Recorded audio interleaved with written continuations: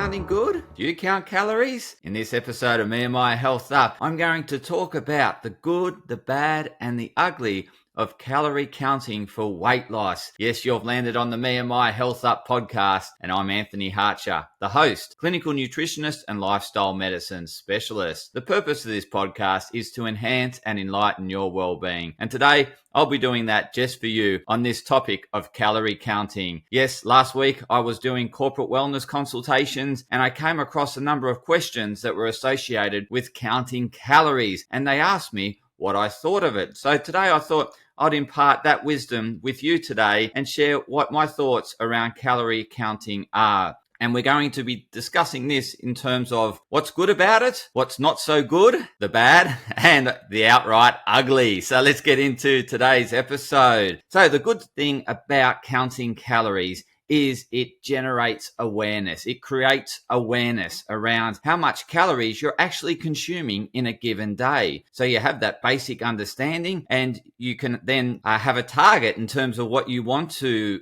eat around calories for that day, and that could be around a weight loss goal. Yeah, so what is the recommended amount of calories in terms of running that deficit? So depending on you, your metabolic demands are going to be different. However, generally speaking, it's a 15% reduction off your everyday calories you're consuming. So what you could start doing is baseline your current measurement in terms of what you're doing per day. So find a baseline. What are you currently doing each day, and then reducing that by 15%. So take 15% of that value. So maybe it's doing a diet diary over a number of days, tallying up the calories, and then taking a 15% reduction off what you're currently doing. And it would also be advantageous to lift your calorie expenditure. So do more movement, more activity, and that will create a greater deficit. So that's the good side in terms of it creates awareness, it sets you a target. And when you have a target, a goal in terms of I'm going to stick to a 15% reduction off my baseline of calories per day, then you got something to work towards. You're working towards something every day. And as humans, we like to have something, in terms of a direction that we're working towards every day. So that's the really good side. And then you create some discipline around working towards that target each day. So that's very helpful in terms of health, because you have a goal, you're working towards a goal, and you've got a target to measure yourself by. So you also have something to check in and how did I perform? Was I over today or under? And then you've got a box to tick. Well, in terms of an accomplishment, you feel great at the end of the day that you've actually accomplished something. Yes, I achieved my targeted calories today. Yes, I did my exercise. Great, fantastic. So my health goal, is on track. And so that is probably a better goal to set than measuring your weight, because your weight can fluctuate depending on a number of factors. And so, yes, you could be losing fat, but also you could be losing muscle mass, or you might be gaining muscle mass and losing fat and not seeing much difference on the scales. So the scales aren't a great indicator whether you're on track. They can be a better indicator over time. So checking in 1 month and then checking in the same time the following month, and making sure that you're doing something different in order to make a difference on the scales. No point of doing the same thing over and over again and expecting a different results. As they say, that's the definition of insanity. So what I suggest is you more look at these targets. Am I getting my activity in? Am I achieving what I set out to achieve at the start of the week around activity? Yes. Am I meeting my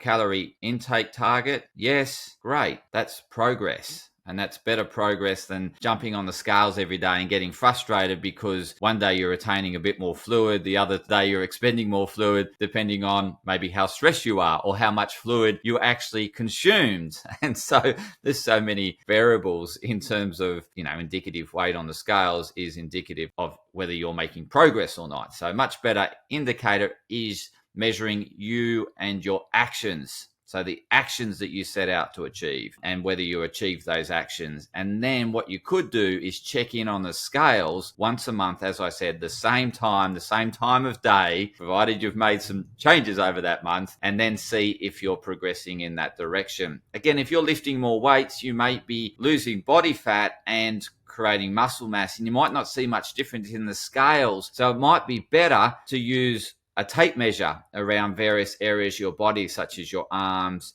your legs, your waistline, your hip, and get some sort of ideas as to whether, yes, it's getting firmer. It's, I am putting on muscle mass because the area is getting firmer and it's bigger than before. So that might be a target of yours. You might want to increase your lean muscle mass, and that's a good progress measure. I mean, the gold standard in terms of understanding what your body fat composition is and how much lean muscle mass you have and how is your skeletal health is the DEXA scan, okay? The DEXA scan. So DEXA, DEXA scan, and you can look that up, Google it, and you could get a DEXA scan. Again, it's an X-ray, so you don't want to get too many DEXA scans either, but it's a much better understanding as to where the fat is in terms of distribution on your body, where you have the lean muscle mass distribution, and how your skeletal health is. So that can be a good way to measure your goal. So yes, having a target, fantastic. That's the good side of calorie counting, having a goal, a target in mind, then generating some discipline around compliance to that goal. And that can create some momentum, some positive momentum. You can see some initial results because you're applying discipline and you're working towards your goal and taking action. So that's great. It can give you that momentum. So that's what I like about counting calories, is that awareness, that goal setting, having an action, a clear action each day as to what you're going to consume around food and sticking with that, sticking with the plan. Okay. But there's many other plans you can embark on in terms of weight loss. But today we're focused on calorie counting. The bad side. So what you need to watch out for is this potential licensing effect. The licensing effect is, oh, I've been so good. 5 days, 5 out of 5, Monday to Friday. I've been great. I've been compliant. Oh, it's Saturday. Oh, I should have some flexibility on Saturday. I should reward myself for being so good. Okay. And then Saturday comes and you creep over and you sort of blow out a bit. And then you're thinking, I've had such a, that's terrible. I've had a blowout. Now you're thinking, okay, what's it going to make a difference if I blow out again on Sunday? Yeah, I'll just blow out again on Sunday. And potentially those 2 blowout days may undo what you did well that week, for those 5 days. So got to watch out that licensing effect that it creates, that mentality that, I've been so good, I should reward myself. I should have a treat. I should have something. And then again, that could then compound into more treats. And then thinking, what's the point? I'll get back to it on Monday, or I'll get back on Tuesday, I'll get back to this target. And so it can create that licensing effect where you seesaw a bit. And what I like to recommend to my clients is have some flexibility. Like when you have some flexibility, it is more sustainable. However, the results don't come as quick. And it depends on how quickly you want the results. If you need the results quickly because you have a wedding coming up and a dress to jump into, or, some special occasion and you want to look your best, then you have like more of that crash course mentality. Is I'm going to hit this target. I'm going to make sure I hit it. It means a lot to me to look great in that dress or that suit or whatever it may be, or in the costumes when it comes around to spring and summer. So you have that target, you want to lose it, and you go on that crash course, and you'll probably maintain that discipline really well up until that point. And then you'll want to let go at that point or thereafter. So it can result in that bit of that seesawing effect. Whereas what I like to recommend to my clients is, how about you have some flexibility initially? So that 80-20 principle. So 80% of the time, you're great. Okay. You're on target, and then 20% allows some flexibility such that you might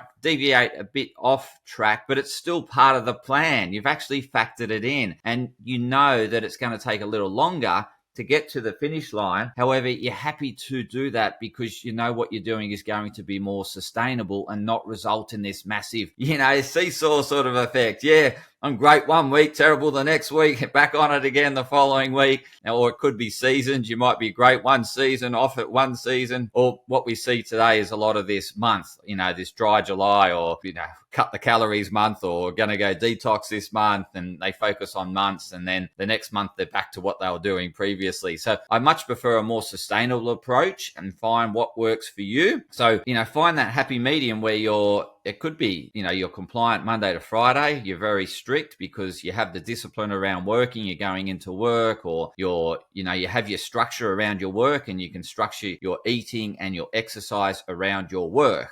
So that can be great. And then on weekends, have some flexibility. And again, some people might find it's easier to hit their calorific target or reduce, meet that requirement of less 15% by missing a meal, by doing some form of time restricted feeding, by not having breakfast and skipping breakfast. However, then that might be a great thing to do Monday to Friday, but you want then to have some flexibility on the weekend to be social with your friends. Imagine going out with your friends and not being able to have brunch with them because your time eating window hasn't opened yet. It's still shut, and you're just watching them enjoy their meal, and you're feeling that you're doing without, and you're not part of the group, the collective group. So it can be quite antisocial in a way. So having that flexibility on the weekends can then allow you that thing that, this is sustainable because I'm catching up with friends. I'm able to eat when I want to on the weekend. That's when I socialize. And socialization is a great form of health, a great part of health, an important part of health. And so it's important that we do socialize and we do it how we want to, without, again, getting too much into excess. Okay, it's more the extremes that we push that really create, problems for the body, because the body's wanting to maintain homeostasis, and the further we get away from our midline, the further the deviation, the more damage we do and the harder it is to get back to our midline, our center point. So I suggest you create some flexibility around what you're doing when you're counting calories, just so that it can be more sustainable and lasting. Because the last thing you want to do is that real seesaw effect where you're great for 1 month, you're very disciplined for 1 month, you drop 5 kilos. And I hear this all the time, right, with my clients is, I did this, I was really disciplined, I lost 5, I felt great, but now I'm back to where I was, okay? And that's this seesawing effect, because what they were doing was unsustainable for a longer period than 1 month or 6 weeks or 2 months or 3 months. It was just too hard to do for a long time. So then they just revert back to what they were doing previously, or some variation of what they're doing previously, because it becomes too hard. But health is not too hard. If we find what works for us and stick with it, be consistent, have that rhythm around what you're doing and consistency. And that's where you'll get good, long-lasting, healthy outcomes. So find that rhythm for you. Okay. So I've just spoken about the bad licensing effect. Now I'm going to talk about it can create these labeling around food. Counting calories, then we label that food. We see that food as highly calorific. And because our goal is oriented around calorie deficit or reducing our calories, we see that food as bad, but it's not necessarily bad. So it polarizes the food. It's, you classify it as bad because it's highly calorific. Like, I've heard, people say, nuts. And nuts do contain calories, but they see the nut as just calories. And they're thinking, well, it's not, it's bad. It's going to tip me over my calories for the day. But in actual fact, if you look at the nut as a whole, it's fantastic. It's got carbohydrates, it's got protein and good fats plus fiber, right? So, and there's vitamins and minerals that come with it as well. So it's not just calories, there's also had that fiber and good fat components and protein, all of which gives satiety. It gives a sense of satiation, a sense of fullness. So in actual fact, you eat less nuts overall. And so your overall calories may be actually less, because if you compare it to like 100 grams of nuts compared to 100 grams of crisp chips, right? So your chips out of a packet, right? So 100 grams of crisp chips and 100 grams of nuts. Think about it. You eat 100 grams of nuts, it's very filling. Very filling. Okay, yes, more calories than 100 grams of crisp chips. However, the crisp chips ain't going to give you satiation for a much period of time thereafter. So you'll be hungry thereafter, because the chips are pretty predominantly carbohydrates, okay? Very little protein, very little fiber, okay? Very little good fats. In actual fact, they've probably got the not so good fats, the unhealthy fats, the trans fats. So if you look at it, you compare the two, the nuts are going to give you greater satiation for longer.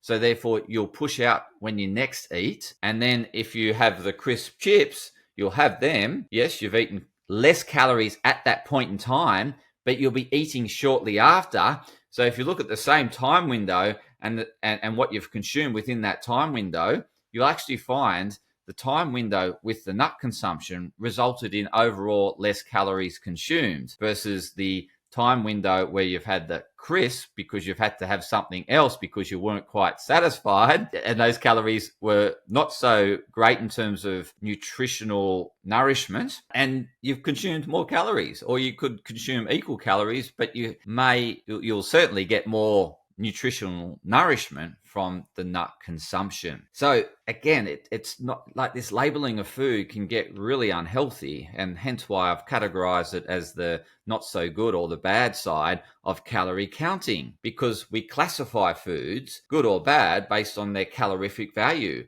And we're not looking at the bigger picture, okay? And this can then result in some nutritional deficiency around eating good fats, because fats are more calorific than carbohydrates and proteins.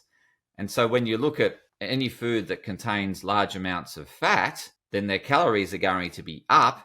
However, we're missing the bigger picture in terms of what's contained within those calories, okay? And hence why you might be a bit deficient on the omega-3 consumption, because of you're avoiding the fats, okay? And the omega-3s are really good for good health. They're great for mental health. They're necessary for mental health. They're necessary for serotonin production, which is the mood stabilizer. They're necessary, really helpful for balancing your blood lipids, so your triglycerides and your HDL and LDL. So in terms of getting that better balance of more HDL and less LDL and providing that protective effect on the heart, omega-3s are really essential. They're really helpful for blood sugar regulation, and we need them. They're an essential part of life. And the thing about them is that we cannot manufacture them. We need them from our diet. So when we have this sort of calorific counting point of view and outlook, we may then exclude good fats,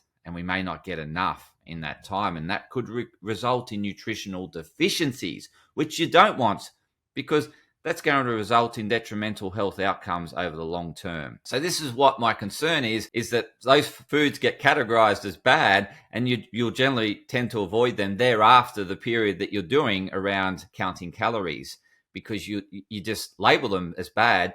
You create that hard wiring in the brain that when you see that food, it's bad. But in actual fact, it is what it is, and it's only, you classified it as it was, or as bad because of the calories, but you're missing the bigger picture about that food. And this is what I don't like, is the labeling that is associated with calorie counting. So ideally, it is good to get an awareness or some level of awareness of the calories you're consuming, but not get to the point where you get very fixated on counting calories and you start categorizing food as good or bad based on the calorific value, because food's so much more than just calories. We need to look at the whole, the bigger picture of food. And that's when we're going to have better health long-term, better connection, association with food. And that's another point, is we can get quite disconnected with food through counting calories, because we see it just as calories as opposed to what it is. It's a food source. Yes, it may have some downside, but it's also got some upside in terms of benefits, positives. It may have some downsides. It might not be perfect in terms of what you're looking for to support your goals. However, it's pretty hard to find, anything perfect, right? It always comes with a balance of good and bad. So it's really important that you get away from categorizing food as such and let go of the labeling. And what the better association is for this point in time, whilst I wanted to create some momentum around my awareness around how much food or calories I'm consuming, I'm going to eat less of that food group, but then I'm going to get that food group back into my diet in a healthy way through, and I think a better, more sustainable approach is more intuitive eating. Okay, so I'll get into intuitive eating on another episode and talk about that. And so this is going to be part 2 of this little mini series on counting calories, the good, the bad, and the ugly. So yeah, intuitive eating is probably more where I want to guide you towards, because that's going to be more sustainable and long lasting. So tune into the next episode. I've still got a little bit to go on this episode, so hang in there. I wanted to also talk about the lost connection between needs and wants. So when we have this cutoff in terms of not eating that, it's bad for me, and you start categorizing the food as bad, then there's a little desire that is generated that, I sort of want that as well, because you're trying to keep yourself away from it. There's something that is then taking you more towards it, and then it requires that willpower to keep away from it. Whereas if you adopt a more intuitive eating approach, then you're having a little of it to get that little bit of underlying need satisfied without eating too much of it. And that's for next time, but I just wanted to share that as well. So that's pretty much it in terms of the bad side that I wanted to cover. There was one other point, actually. It's around what it can do also is reduce the amount of fat consumed, but also it can encourage the amount of protein consumed, because if you take out the fats provides that satiation, right? That feeling of fullness. So does protein. But protein has less calories. So what generally the population encourage, or the influencers encourage, or the trends are encouraging, is that you consume more protein to give that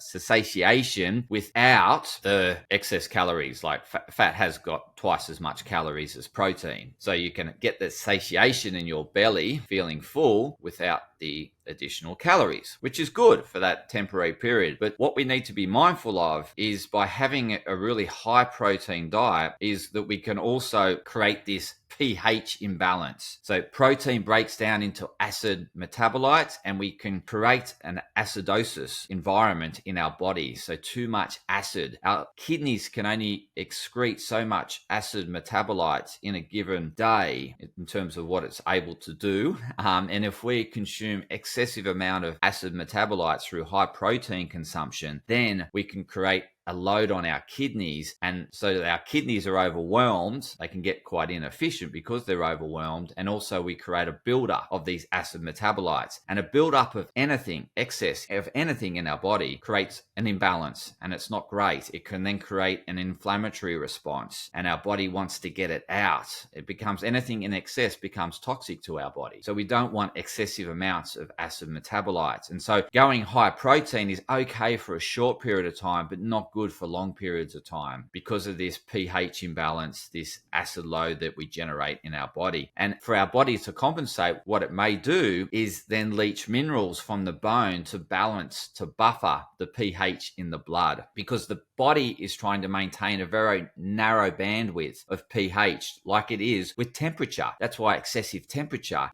or excessive fever, it can be really dangerous to us. It's the same as our blood. If it gets excessive acid or excessive alkaline, then that's dangerous to us. And it wants to maintain that narrow window of pH that's tolerable and that works well for us in terms of keeping us alive and functioning. So what it will do is leach minerals from the bone to buffer the blood, which you don't want. You don't want your bone being broken down to buffer the blood because you've got a high acidic diet. So that's what we need to be very mindful, that we don't want to maintain excessive high protein diet for long periods of time. Ultimately, people, you're probably thinking now, well, how much protein should I consume? Well, it depends on the individual. It depends on your demands around your resistance training, your weight training, your level of activity, and how much lean muscle mass you currently got and want to preserve. And so it's so many independent factors that it's hard for me to give you a rule of thumb. I could roughly say 1 gram per kilogram of body weight is good to maintain lean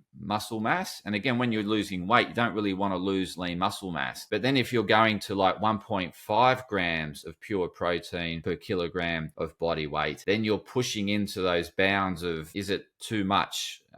And your body doesn't need that much amount. And then excessive protein, is just excessive calories at the end of the day. But it does give that satiation, so it might help with reducing your overall calorie intake. So yes, it can be helpful, but it's not helpful long-term if you're consuming excessive amounts of protein. If you want to know specifically what's going to work for you, consult a nutritionist, something I can certainly help you with. So consult an expert to get individual tailored advice. What I'm sharing today is very general in nature. The last bit I wanted to share before we close this episode, and next episode's on intuitive eating, which I can't wait to share, in terms of what's a better, more sustainable approach to eating, and only without eating excessive calories, is that more intuitive approach. So the last bit is the ugly. So calorie counting for long periods of time can create disordered eating. Okay, so disordered eating in a sense that you become very confused. You think food is calories, and you only see see food as calories and not nourishing to the body, become quite disconnected with food. And we need food in order to generate energy. We get energy from food. We're able to rebuild and replenish cells, and we're able to rebuild muscle tissue and able to repair damage done to the body through eating a well-balanced diet. So when we see food as just calories, and it becomes like an enemy and this really disconnected disassociation with food, that's really dangerous. We don't want to create this disordered eating mentality around food because of this calorie counting. So that's the real ugly side of calorie counting, is the potential of it resulting in an eating disorder. So that's my overview in terms of calorie counting for weight loss. It can work. It can be very beneficial short term, okay? Short term. A more sustainable approach is finding a diet that works for you and that is ultimately tailored to you and your health goals. See a professional for that. That's what they're here for. That's what I'm here for. So certainly reach out if you want help and support in this area. I just wanted to give you that overall awareness of the good, the bad, and the ugly around calorie counting for weight loss. If you think this episode is going to benefit anyone you know, please share it with them. Please get it out to them so that they become more aware of the implications of when calorie counting for weight loss. It's good that people are more aware, more informed of the bigger picture. So then they can make an informed decision, and they may seek professional help as opposed to jumping down the path of calorie counting. So thank you for tuning in. I really appreciate your ears, and stay tuned in for another insightful episode of Me and My Health Up, when I'm talking about intuitive eating, which I think is a better approach than counting calories. So thank you for listening to Me and My Health Up.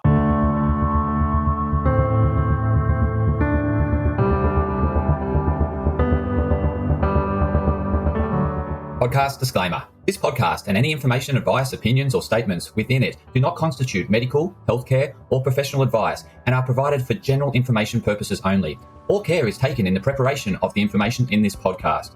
Connected Wellness Proprietary Limited, operating under the brand Me and My Health Up, does not make any representations or give any warranties about its accuracy, reliability, completeness, or suitability for any particular purpose. This podcast and any information, advice, opinions, or statements within it are not to be used as a substitute for professional, medical, psychological, psychiatric, or any other mental health care or healthcare in general.